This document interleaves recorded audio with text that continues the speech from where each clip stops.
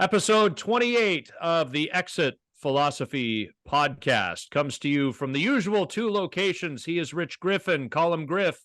He is on the outskirts of Toronto, Ontario, Canada. I'm Scott MacArthur. Call me Scotty Mac. I'm in Halifax, Nova Scotia, and we are smack dab in the middle of, well, not just November, but that early part of the free agency period where not a lot is happening yet. The general managers' meetings are in the books.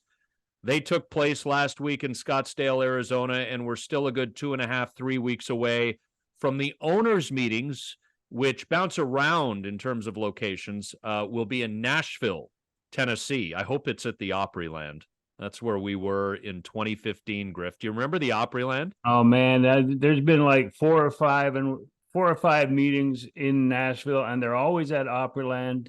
And I don't know why, but it's so far out of Nashville. People think of Nashville as party central. Yeah. I mean, you have to take a $50 cab or Uber to get to downtown Nashville from Opryland.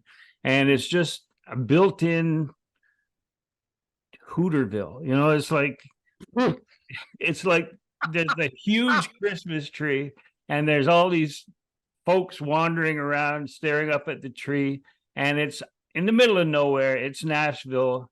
It's the Opryland, but you know, if you're there just to cover baseball and to work, then that's fine. Yeah, it is the Opryland Resort. It's massive. So the Grand Ole Opry is right there, and then there's this massive resort hotel and nothing else. And you're way far away. Like Broadway's the main drag, where all the honky tonks are. The Nashville Predators, Bridgestone Arena, right in downtown Nashville. You're not anywhere close to that. I remember opening the curtain to my room at the 2015 meetings, and I'm like, oh, there's a hot air balloon right in front of my room. And then I look down to that little river, and there's a woman in waders up to her waist. I don't know if she was cleaning coins out of the river or whatever. And there were people on like this little canoe-style boat tour through this river that runs through the Inside the hotel, yes. Who takes a boat tour of a river in a hotel? Apparently people do. Apparently people do, and it's a stone's throw from Dolly Parton land or whatever it is. You know, honestly, she's got her own theme park, and you can get there. You could almost walk there from there. So it does have attractions. Now that baseball has sort of gotten its offseason back on track, and we don't have to wait till March 15th for everybody to sign, owners' meetings less than a month away in Nashville, and there'll probably be some movement at that point, and we'll start to get the ball rolling. But Griffin, Blue Jays land, I think I've already got the name of this episode dialed right up. You and I always talk after we record and come up with the name of the episode. I'm throwing out the Hale Mary, Hale, because DeMarlo Hale is back in the fold, baby. Yeah, I mean, when that announcement was made, and it's a unique title that they're giving him as associate manager, and I'm not sure whether part of the deal of him leaving Cleveland and coming to Toronto was that it had to be an upward instead of a lateral move, so they need to give him a new title, associate manager. But I reached out to both Terry Francona and John Gibbons, who were two of his managers in his long 22-year career as a coach, as a major league coach, and both of them gave him the ultimate endorsement in terms of the man that he is and the skill that he brings to the coaching position. So that, you know, for Francona and Gibbons to independently come to the same conclusion is good enough for me. And I know DeMarlo, you know DeMarlo.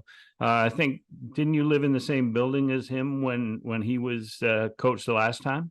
Yeah, so I used to live, well, two homes ago, I guess, or two condos ago. I lived on Fort York Boulevard in Toronto, west of Bathurst. So really almost as far as you can go along Fort York Boulevard toward the exhibition grounds. And I think it was my first year covering the team. It was 2013. I'd gotten to know DeMarlo a little bit, talked to him on the travels because I was covering every game that year, and usually end up in conversations with people on the road. There's a little more time at the visiting stadiums and all that. So I'm walking to my car one day in the garage underneath the building, and I look up. There's DeMarlo in the garage. And so that's when we realized that, because he was renting for the year, obviously, or for the season. That's when we realized we lived in the same building. And then we spent 10 minutes bitching about the fact that we were waking up at 7 o'clock in the morning to the sounds of jackhammering because Griff, I don't know where it is now, but the Gardner Expressway has been, I don't know if rehabilitated is the correct word because I don't know if you can rehabilitate that monstrosity, but a lot of work was being done in our area around Bathurst and Spadina at that time, and it involved taking down the guardrails, and you had to jackhammer, and they were like, when the sun was coming up, they were doing that. DeMarlo's like, Scott, I'm getting home at like 12:30 in the morning, and I'm getting forced out of bed at 6:37 because the jackhammer. I'm like, DeMarlo, my window doesn't even face the highway, and it's waking me up, and blah. So anyway, but that's when I feel like we really sort of connected on a different level, unrelated to baseball, and then we would have a number of great conversations throughout the next couple of years. I just, that I know him personally as I know you do. The thing that I like about this the most, aside from his baseball intuition and his decades of experience in the game as a player who didn't necessarily make it as a big leaguer, but a guy who toiled, and then as a guy who has coached and quite frankly somehow missed his opportunity to be a manager. I think DeMarlo's a manager quality coach. He's a manager level coach. I think the train keeps on the tracks here, and bullshit just got off at the last stop. I think this is a really good move for the team and for that coaching staff to bring that quality of person as opposed to just that quality of baseball guy back into the fold. Yeah, and I think in terms of duties and the questioning on social media about what is an associate manager, I don't think it matters what the title is. But I do know that when he was with the Blue Jays the last time, that DeMarlo Hale handled the defense for the running game. With Luis Rivera gone, he will be asked to handle the infield defensive positioning, which is, people should know, there is like a laptop set up in the dugout, and Luis Rivera defensively would be checking that out for where hitters are most likely to hit the ball, and positioning his infield that way. And of course, when a shift was allowed, it was a lot different, but that would be part of DeMarlo's responsibilities as well. And I think that controlling the running game, this stolen bases from the other team, which is becoming a bigger part of the game, that was Don Mattingly last season. And now with Mattingly being the offensive coordinator, and we can talk about that later, somebody else is going to do that, and I think it's DeMarlo. So for John Schneider to have two veteran baseball men next to him in the dugout can be nothing but a good thing. And when people talk about the titles and like how are they making up new titles for coaches, I mean, damn it, like every team now has maybe 10 coaches in the dugout, and there's not enough traditional names for coaching positions to not come up with titles like offensive coordinator and associate manager. But, just talking about DeMarlo Hale personally, he's been interviewed for managerial positions, but I do believe that one of his faults, if you can call it that, is that he's not comfortable in a media interview situation. And you've seen that. I mean, we saw that whenever he would replace John Gibbons for a game and be forced to meet the media after the game. You've seen that. Yeah, I mean, I remember I had the opportunity to sit down and talk to DeMarlo after the 2018 season ended, and we just visited, and that was the last really good conversation I had with him, because he didn't return in 2019. And I remember at the time that he was hopeful that he would get an interview to replace John Gibbons. And that didn't happen. And I don't think anybody ended up being surprised by that. I mean, the front office, Shapiro and Atkins had been around for a couple of years, and they wanted to install somebody who would execute their vision and not be a holdover from the previous coaching staff. And that in and of itself is understandable.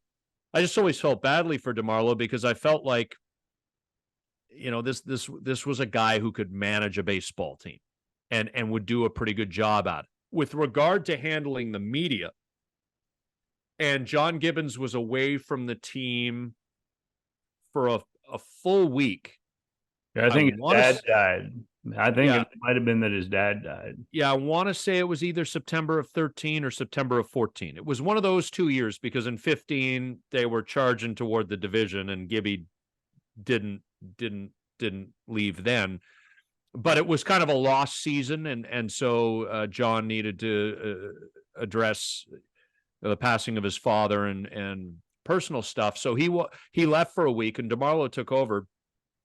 And minor detail here, like really not something that I think should prevent a human being from getting an opportunity to manage a big league ball club. But I just remember thinking, like, DeMarlo kind of huffs and puffs a little bit. You can hear him breathing. He speaks extremely clearly, and his information is good. Like, it was almost like he needed somebody to pull him aside and say, "Hey, DeMarlo, you're actually hitting this out of the park with the information you're given. Like, just, if you can, just calm down a little. Like, you're doing well. Whether you believe that or not, you are." But I don't think he enjoyed sort of that sitting up at the dais, the podium, answering the questions, because he would huff and puff a little bit, get his breathing up. But, I always thought, like, that shouldn't preclude a guy. Because Griff, you do that once, it can be nerve-wracking if public speaking's not your thing. You do that for a 200th time between spring training and a long major league season, your 200th rep is going to be better than your first. Yeah, my thought on that is you only have one chance when you're interviewing for the job. And if he's interviewing with the media and is that uncomfortable, I think it translates into a meeting with a president and a general manager of a team and others in the front office who are looking to hire a new manager. And I think that comes across, that uncomfortable interview process comes across and probably has cost him. And I know a lot of people are looking and go, well, he's African-American, he's been given interviews and hasn't come up with it. So there must be something to do with that. There must be some sort of long lingering baseball prejudice against African-American candidates. And there's no doubt. But in DeMarlo's case, I don't feel that that's the biggest factor. I feel like, as you point out, he would be more comfortable as time moved along. 22 years as a major league coach, and with the affection that he has from every manager that he's played or that he's worked with, I think that's what should be taken rather than a 1 hour interview process or a 1 day in the modern. But part of like when Charlie Montoya, who was just as uncomfortable as DeMarlo Hale in terms of interviews, but was dealing in a second language, so that's a little more understandable. But there was 7 candidates for the managerial position when Charlie was given it. And part of the process was a 30-minute mock media interview session to see how we handle that.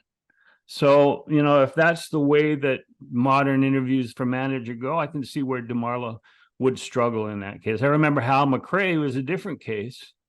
I was playing poker with Buck Rogers and Hal McRae and the coaches, Ron Hansen, in Chicago at night. The next day, the Royals had called Hal and hired him as a manager. And of course, we all see that famous video where he pulls the phone out of the wall and throws it at one of the writers. And then he never got another managerial opportunity after he was let go by the Royals. But that's a different situation than DeMarlo. But after about 3 or 4 more interviews, Hal McRae just said, screw it. I'm not going to any interviews. You're just interviewing me because of the Reinsdorf rule where you have to interview a minority. I'm the minority. I'm the designated guy. You're going to fly me in, interview me, and then say sorry. So he quit doing interviews, but I don't think it's the case with DeMarlo. Yeah, it's the fact also that Dusty Baker, Bruce Bochy, Rob Thompson, and who's Torey Lovullo, minimum age there 58 years old, maximum 73, 74. I think that has opened the door, because baseball is a copycat game where maybe DeMarlo will get an opportunity as time goes on, now that he's back in a significant position with the Blue Jays. I'm not saying it'll be in Toronto, but it gets him back in the picture. And I think that the success of those 4 managers is going to make it easier for DeMarlo. And reports are out there that the Milwaukee Brewers are hiring Pat Murphy to be their next manager, which seals the fate for Don Mattingly in terms of opportunities that are currently out there to manage. So reason to believe that he will be back with the Blue Jays now as their here's a trivia question for you, Griff. You know I love my San Francisco 49ers, right? Right. Name something the Toronto Blue Jays have that the San Francisco 49ers do not have. Go ahead. An offensive coordinator, baby. An offensive coordinator. Kyle Shanahan's the head coach of the 49ers and the offensive play caller, essentially the offensive coordinator, but he doesn't have the title because he's the head coach is his title. All right. So anyway, jokes aside, I love all this stuff. Now, it's funny with the associate manager title. When I first saw it, I checked DeMarlo Hale. For DeMarlo Hale. When I first saw it, I checked myself, Griff, because my first reaction was to roll my eyes and go back to the whole Chad Green's got to enter a game in the middle of an inning for AAA Buffalo before we can call him up. That's always got to be super sciencey and nuanced. And I checked myself and I said, self, is it possible that these sorts of titles will exist in Major League Baseball throughout a number of organizations within the next decade? Like, who knows? Who knows? Really? So the fact that DeMarlo is an associate manager, I'm not going to read into it that it's any kind of doubt about John Schneider's capabilities. I'm not willing to take it that far. You know, I'm not fully bought in on John Schneider, but I also am not fully bought out either. So whatever. And Don Mattingly is now the bench coach. So we have an associate manager and a bench coach, but a bench coach / offensive coordinator who's going to put together strategies for each hitter going into each game. And I got thoughts on that, Griff. Do you want to jump in? Because I want to come to Don Mattingly's defense in a minute. Do you want to hear my theory on why the Mattingly move to offensive coordinator has sort of been like a light bulb going off in the Blue Jays front office? Do you want to hear how he might help? Yes, but I really want him to wear a headset in the dugout, like a football coach. I really want one of those headsets. You want 3 guys holding up cardboard? Yes. Yeah. Here's my theory on what Don Mattingly can bring that Guillermo Martinez and Dave Hudgens did not bring, even though Guillermo is still there as the hitting coach. But I think that the Blue Jays' woes in the first time through the order, so the first 2 or 3 innings, I think the Blue Jays' early game woes, and it's consistent. It's not just like it's a 1-year sample size, but that's big enough when you come to pro sports, when you come to baseball. I think that is the reason that Mattingly might be able to help. And I use this analogy. Say you go into a restaurant with 9 guys and they bring out tomato soup for everyone, but there's nothing in it. It's just a great bowl of soup. And now everybody goes and tastes their soup.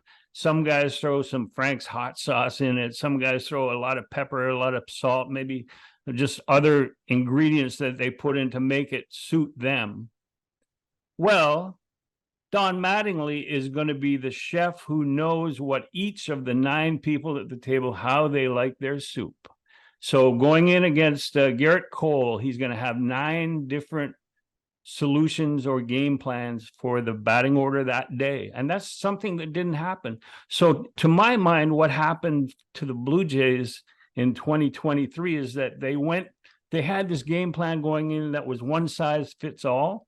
And they would go through the batting order for the first time, no results, then say, screw that. I know that he's going to do this and I'll make an adjustment. Second, third time through the order, they start to hit. So now if they're prepared for the first time through, that is why Don Mattingly is there. And if God bless him if he succeeds, but at least they're making that effort. Because it was a disgrace the way that you could pretty much write into your scorebook 1, 2, 3, or maybe a walk and a double play, or it was consistent the first time through the order how bad the Jays were. I have tried to be better generally, Griff, about not living online.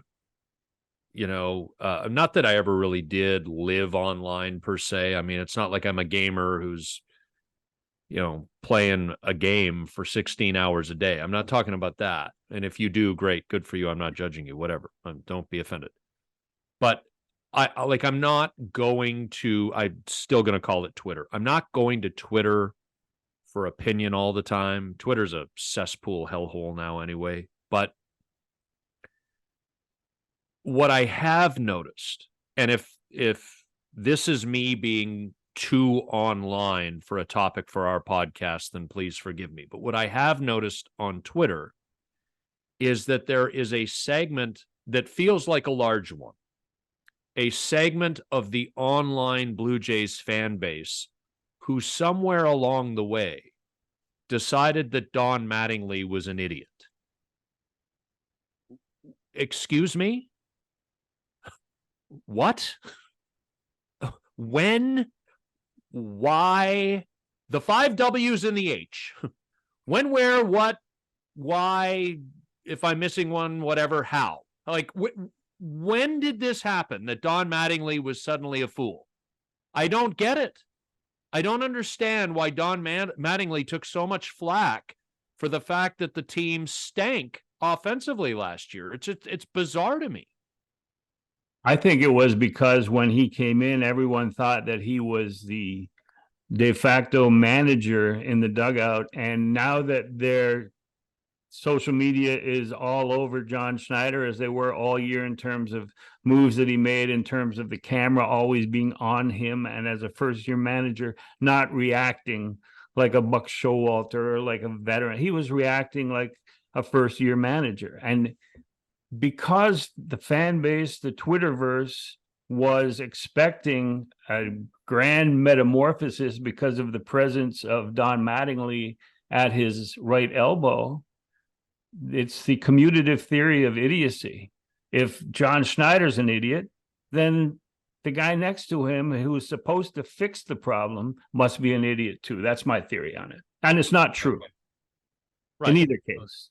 Yeah, no, I know. Okay, so the president hits the button that sets off the nuke, and it's the vice president who's got to wear it. Like, yeah, right. Like what?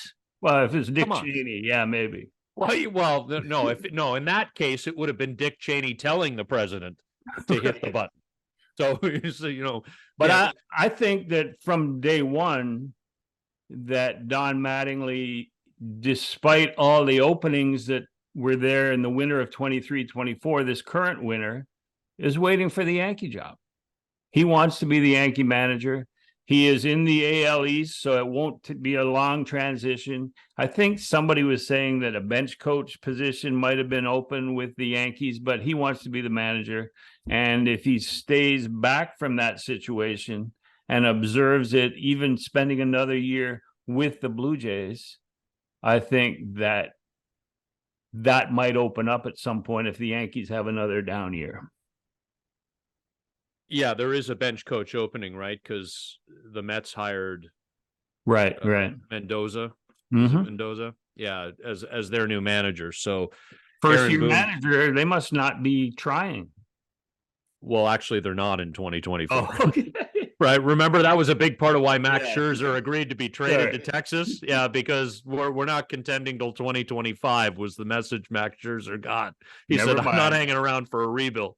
So you're right, Griff. They're not trying. You might have been trying to be facetious there, but in your facetiousness came righteousness. Yeah, And yeah. My shout out to you. facetiousness is next to godliness. That's what Yeah, but it's like, well, Don Mattingly made a comment that we're not a team full of 30 home run hitters. We don't have 30 home run hitters in this lineup. Well, funny enough, one of the best hitters of the 1980s, the best hitters of his generation, was correct. They were not a team full of 30 home run hitters. They just weren't. There's some people on the team who should be 30 plus home run hitters, including the guy who mans the position that Don Mattingly once played when he was a player, the first baseman, Vladimir Guerrero Jr. Bo Bichette, we know, certainly has that capability. I don't really know what to make of George Springer going forward. But, Griff, I would argue that bringing in DeMarlo Hale, transferring responsibilities of certain elements to Don Mattingly, these moves are as consequential. Now, there's work to be done on the roster. There's no denying that. But these moves are potentially as consequential as anything that they will do this offseason, because they have got to get this right. And a lot of what will determine whether the Blue Jays can improve from that 89, 90 win window to 95, 96, 97, which could bring with it an American League East Division crown, or dare I even say the 100 win threshold that this organization has never reached. 99 wins in 1985 remains their best regular season total. Which is just weird to put into context when you think that the crappy Orioles of 2 years ago just won 100 plus this year. Like, teams are winning 100 plus if they're elite. That a lot of the improvement's going to come internally with players who are already on the team. That's just going to have to be how it is. Vladdy needs to take a step. Bo needs to continue on his path, which also involves taking another half step or step. The improvement is going to be internal, notably amongst the star players already within the group. Yeah, just a further observation, or maybe a final observation on Don Mattingly, is that his presence reminds me, because you see Vlad, you see Bo coming off the field, and you can see them stopping to talk to Don Mattingly, even as the bench coach. Now he's the offensive coordinator, but his presence in the dugout, Mattingly's, reminds me of Dante Bichette when Dante was there. Dante is a great hitter in the major leagues, a great mental aspect coach. So if you complement Guillermo Martinez with somebody who's specializes in the mental game, which in the Dante Bichette case was definitely him. And Mattingly, you could see sort of being the same type of guy. I could see it because when I was down there in 2019 and 20, and Donnie Bichette was around, and he was like the guru. And when they had the training camp at Rogers Center, everybody would come over and sit with him after they're at bat in the intra-squad games, and he would just tell them. He would talk to them. And then when the pandemic hit, it was the strike.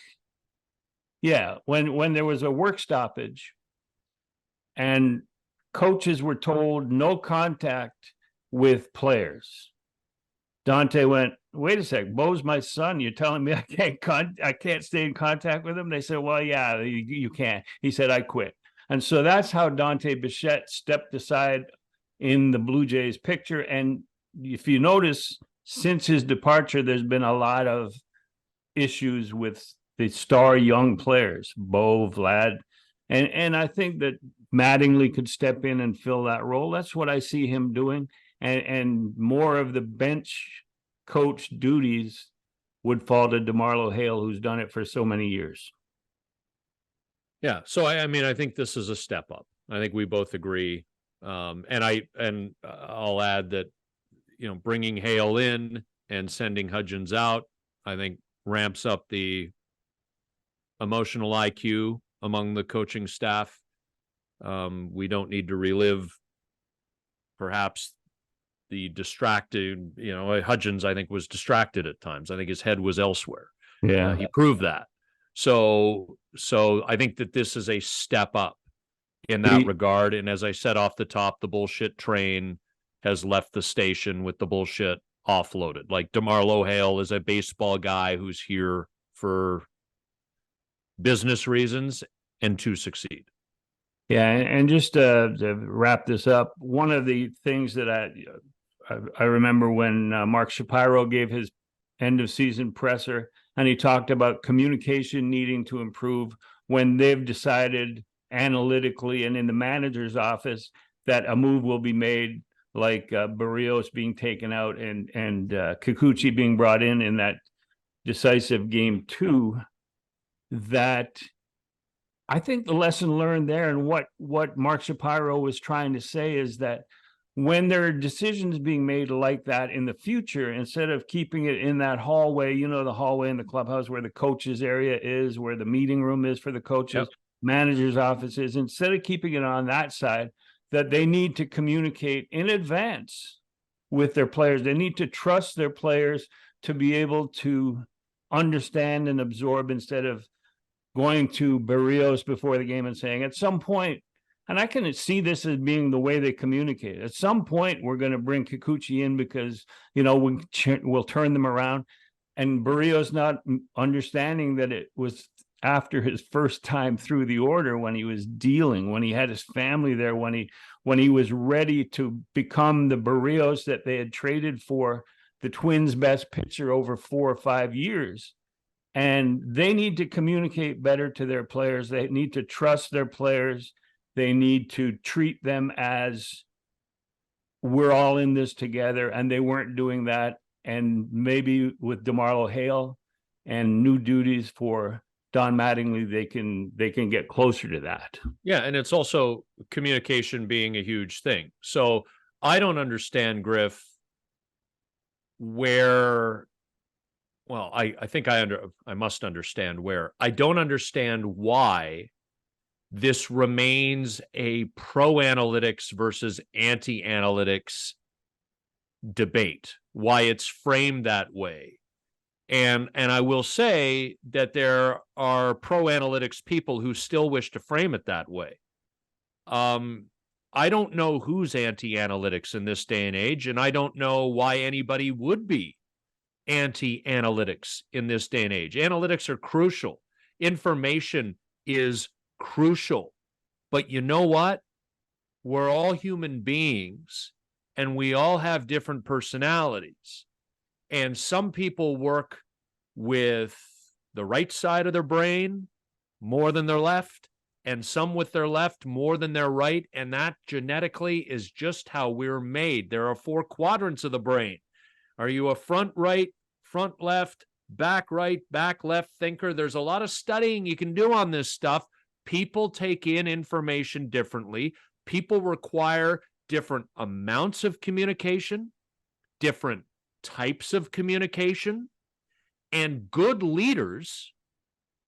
And I am on the record as saying I do not believe the general manager of the Toronto Blue Jays, Ross Atkins, is a good leader. I don't believe it. I still don't. And it's going to take a lot to change my mind. And I may be beyond having my mind changed, and you may respond by saying, well, nobody cares whether your mind gets changed or not, to which I'd reply, yeah, you're right. I don't work for the Blue Jays. I'm not around. I don't care.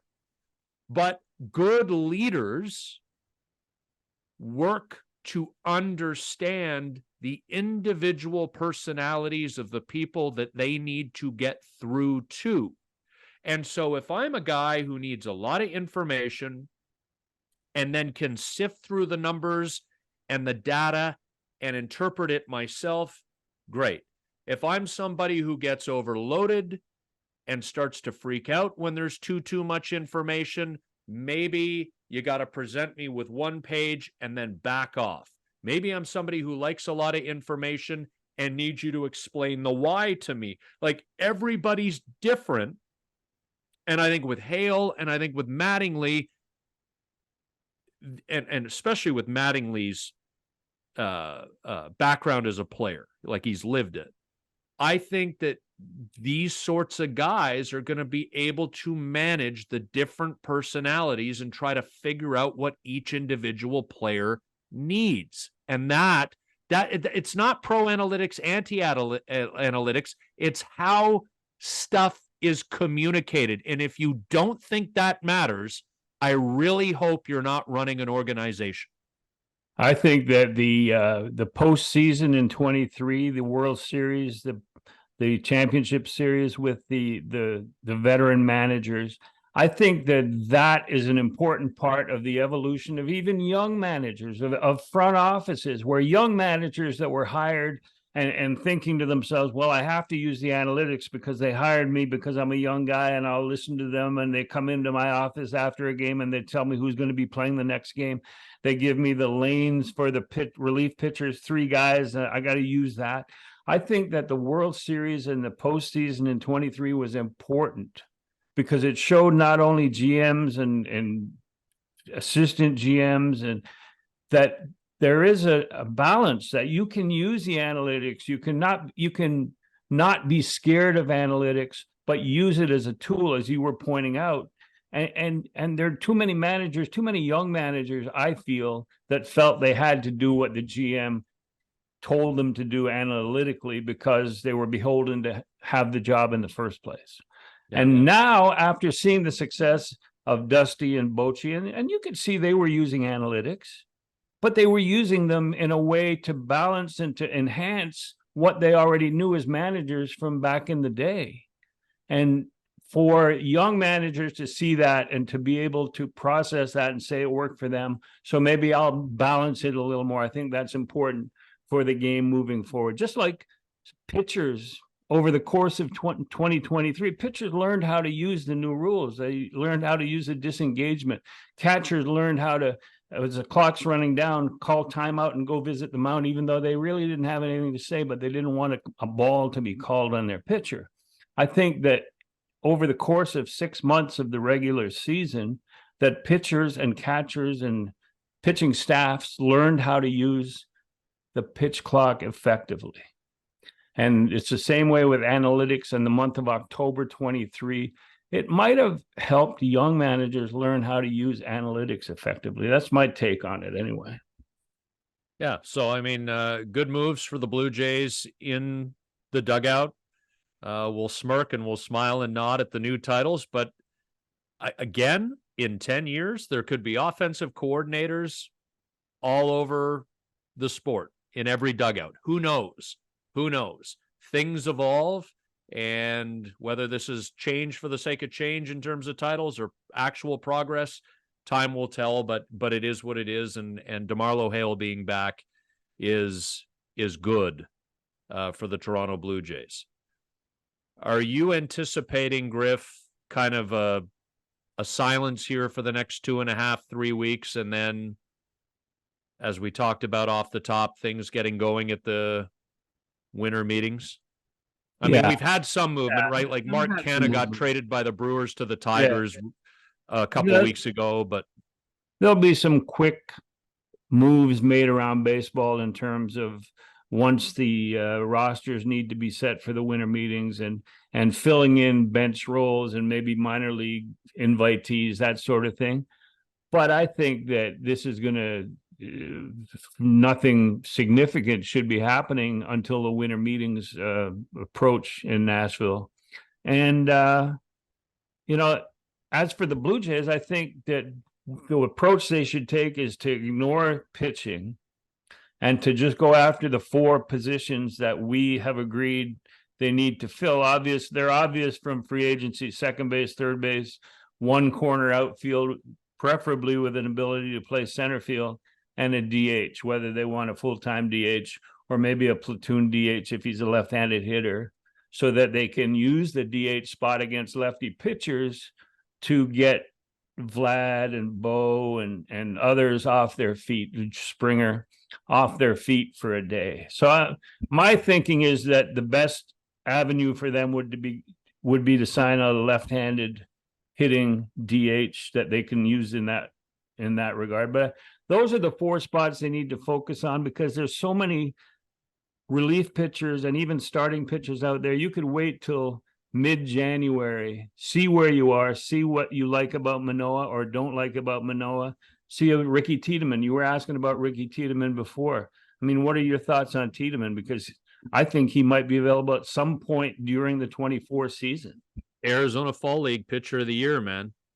I mean, Griff, I think there was some concern there in the middle of the summer because Ricky had biceps tendonitis and missed really 3 months of an important developmental minor league season, but came back, pitched extremely well, got a promotion before the minor league season ended, and then went down to the Arizona Fall League. And this matters because you're going up against your peers. Pitched his ass off in the AFL, and so is able to shut it down for the winter, feeling really good about where he's left off. Now, in terms of what he brings to the 2024 Toronto Blue Jays, that's a great question. There's a part of me that's hung up on the amount of time that he missed this past year and what that might mean for an innings count, for making sure that he doesn't overdo it with his arm, especially when you factor in that the injury he did have last spring, summer was to his pitching arm, his left arm, biceps tendonitis. I could see him contributing. Could it be mid to late season as a leverage reliever? Could he end up finding his way into the starting rotation if there's a need there? I think all options are open. I just think he's a young man with a bright future, and you don't want to risk anything, and you want to be aware of the recent history. Well, you have the teams that went to the postseason and went deep into the postseason, and just to get there, you need contributions from unexpected sources. And to me, Ricky Tiedemann would be one. You saw the Phillies and you saw the Diamondbacks reach out to the minor leagues and bring somebody up late and bring them up and be an important part of their postseason roster and come in just throwing heat, throwing strikes, different look, different stuff. They had bullets left over. And he's a lefty, Griff. I could see Ricky Tiedemann being used sparingly. I mean, the Blue Jays have a history of that anyway in terms of as a starting pitcher. And if he's healthy, he turns 22 on August 2nd. So I could see in sometime in August or September that they bring him up, especially if they're contending and need somebody like that. Because winning teams and teams that go deep always seem to have Brandon Pfaadt. And then the Phillies had a lefty or a reliever that nobody had heard of came up and he was dealing. So, yeah, I could see Ricky Tiedemann being a factor in 2024. The name that comes to mind, and it's not the example that any Blue Jays fan wants Ricky Tiedemann to be ultimately, is you remember Brandon Finnegan? Yeah. Kansas City Royals in 2014. Correct me if I'm wrong, Griff. He might have been drafted out of college in June and was pitching for the Royals in relief in the World Series 4 months later, and ended up getting traded to Cincinnati in the Johnny Cueto deal that sent Cueto to the Royals, and he was part of their 2015 World Championship team. Cueto was. Finnegan never made it, had arm issues and different things. So we don't want a Tiedemann story to end in the way a Finnegan story did, but I think that that's the sort of conversation we're having here, is that Tiedemann at some point be a contributor if the Jays are in it. And again, being left-handed and throwing hard, pretty good combo. And I mean, in terms of would he make the team out of spring training or early on, I think the fact that Alek Manoah, they're going to know more about Manoah as spring training opens, because he will have spent a lot of time at the complex, and they're going to have somebody spying, like a coach assigned to him, just to see how he's doing and whether he could be projected into the opening of the season rotation. But if not, I mean, they've got, like, Bowden Francis, to me, could be a 5-inning starter as the 5th guy, and you use off days early on and use him as a swing guy. When he's not starting for 10 days, he could be available in the bullpen. So there's no real need, even if you're expecting to win 90 to 95 games. I don't think there's any real need to rush Ricky Tiedemann beyond the time frame that we're talking about, August or September. But I think they want a 5th starter, though, Griff, and maybe well, it is. That's what I'm saying. That's what I'm saying about January. There'll be so many guys left over. Yeah. Kyle Gibson is a guy that I think might be left over, and they were interested when I was at the GM meetings working with the Jays in 2019. I sat with his agent in the lobby, waiting for the turn, waiting to be able to go in and kiss the Shapiro ring and discuss a contract for Gibson. And so, like, 4 years later, he's still serviceable. There'll be a bunch of guys like that who could be reasonably priced 5th starters on the market in mid-January that won't cost you an arm and a leg. Yeah, Kyle Gibson coming out of that Baltimore Orioles rotation that you love so much. You were just such a diehard big fan of the Orioles pitching. But to your point, and I take what you mean about using the off days, but I really think this is a bit more of a turtle or tortoise walk as opposed to a rabbit sprint.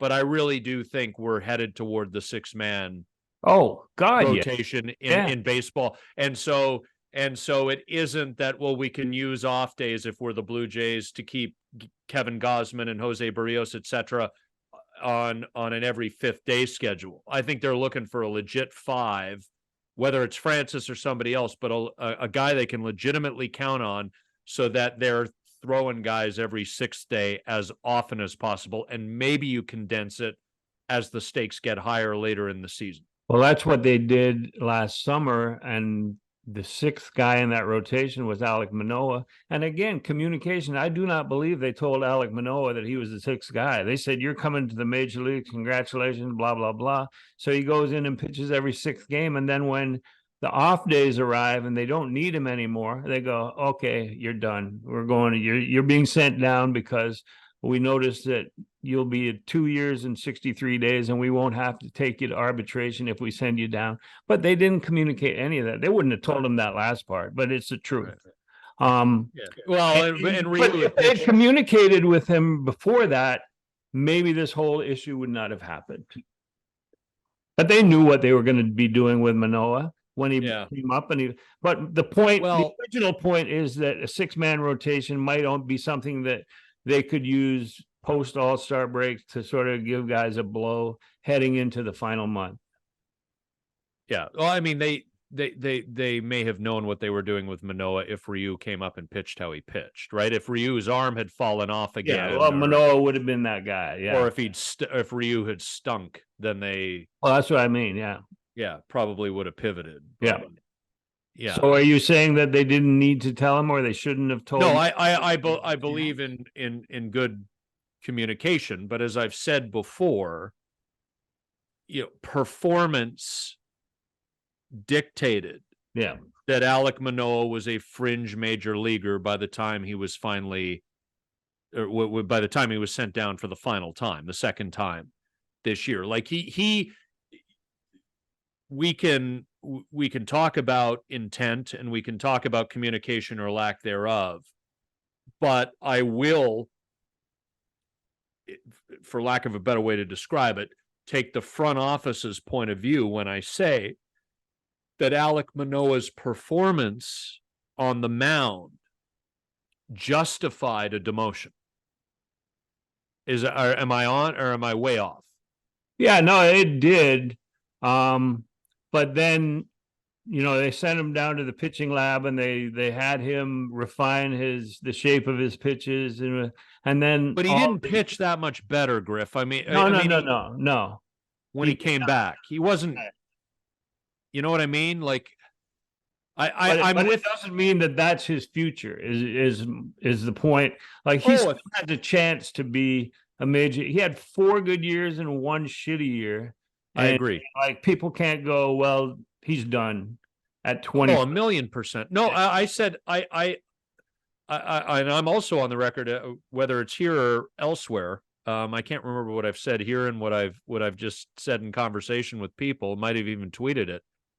Like, I think Alek Manoah might have, when it's all said and done, one of the most interesting early career trajectories of anybody in the history of the game, where he shoots out of the gate like a rocket and then plummets to depths that none of us would ever have imagined, given his rookie year of 21 and then his Cy Young finalist year of 22, only to bounce back from that valley into a pretty good range. I don't think Alek Manoah has a 15-year future ahead of him as a mediocre pitcher.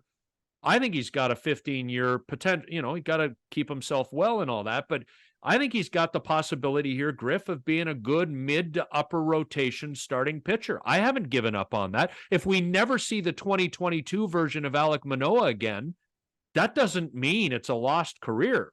Not many people pitch the way Alek Manoah did in 2022 for 1 year in their entire lives. He could still be a good 1A or 2 if he finds it again. That's the exact reason why I would not commit to signing a starting pitcher for the rotation before January 1st, like between now and the new year.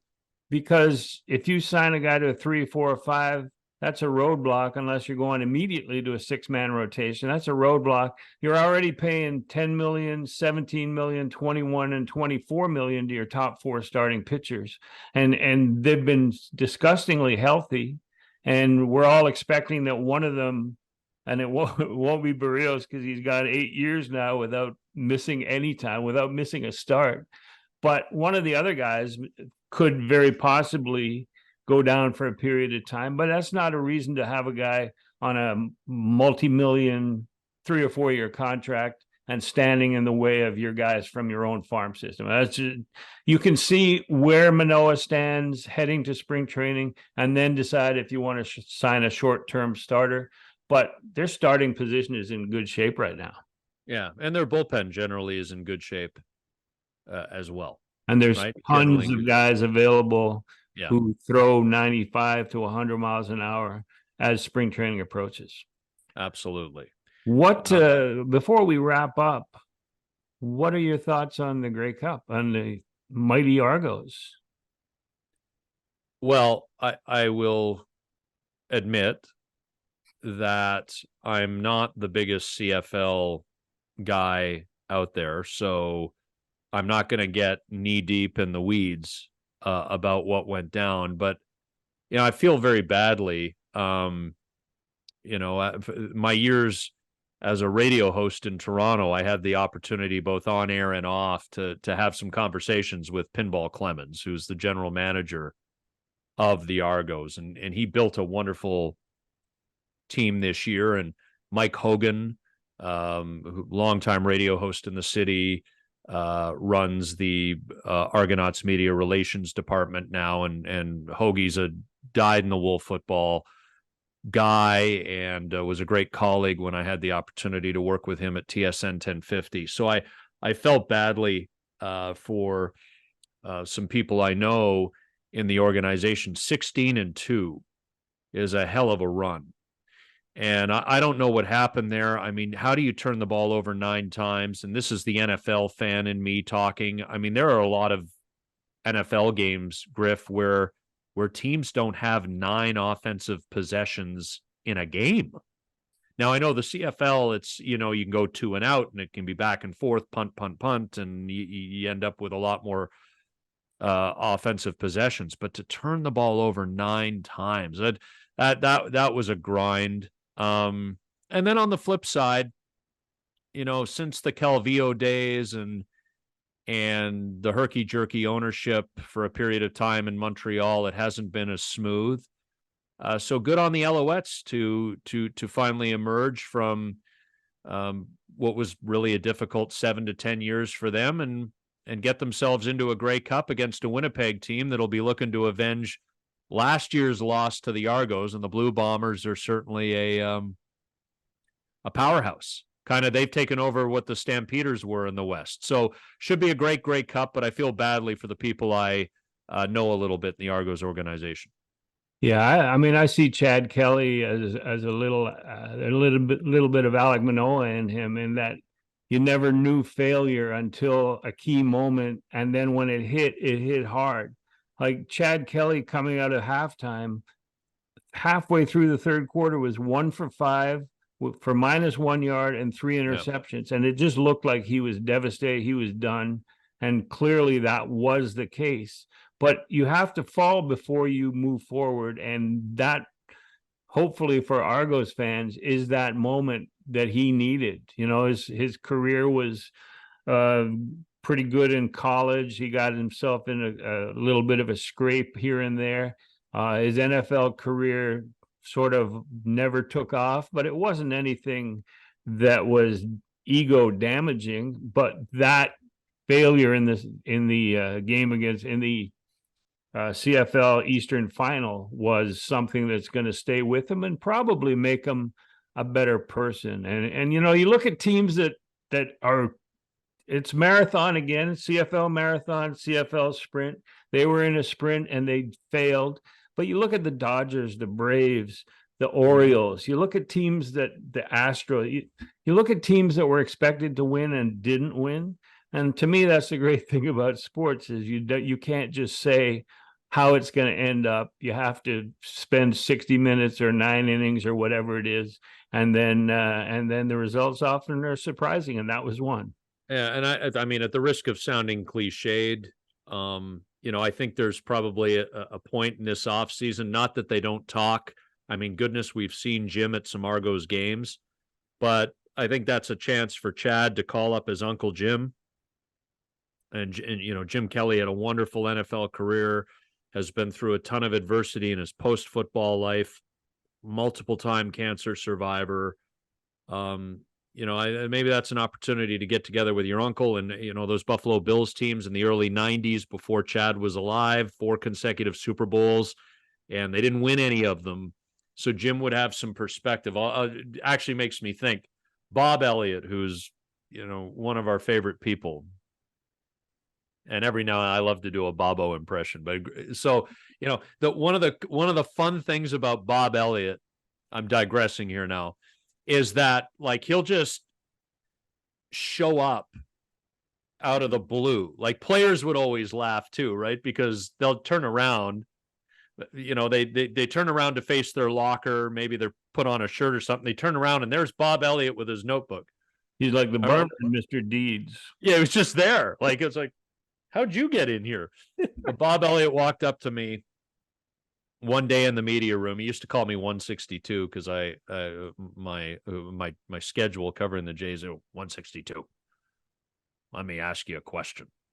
And I'm like, that's kind of cool. Bob Elliott's coming to me looking for a little bit of a baseball opinion on something. This is a big deal. I thought, maybe I'm catching some eyeballs and getting some people's attention. Bob Elliott wants to ask me a baseball question. 162. What's more impressive? Getting to a Super Bowl and winning it, or going to 4 straight and never winning one? And I thought it was a great question because I actually had to stop and think.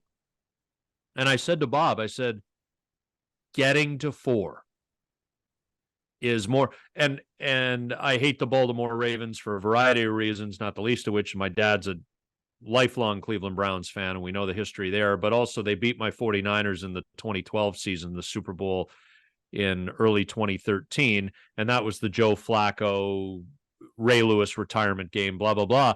But the Ravens kind of were okay, and then they made the playoffs. They went to the Super Bowl. They won it. There wasn't a whole lot of success immediately before that, not a whole lot of success immediately after that. The Buffalo Bills going to 4 straight Super Bowls, not winning, but making it year over year over year. I thought was, that's an incredibly impressive accomplishment, even though they didn't get a ring.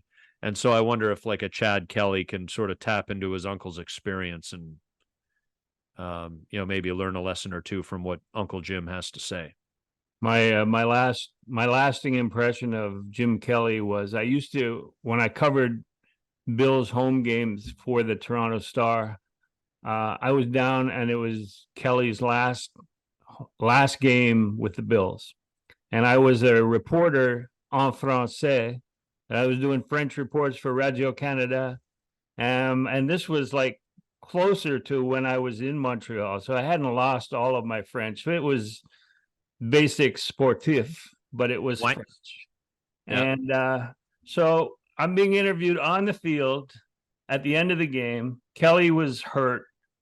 And I'm offering the opinion that we may have seen the last of Jim Kelly as quarterback in the NFL. And I when I got home, I looked at the video of me doing the interview. And as I was saying it, on a golf cart behind me, they were wheeling Jim Kelly past. And I went, wow, that's pretty damn good. Not only did I nail it, but I had the visuals too. And he couldn't even walk out. But so that's my lasting impression.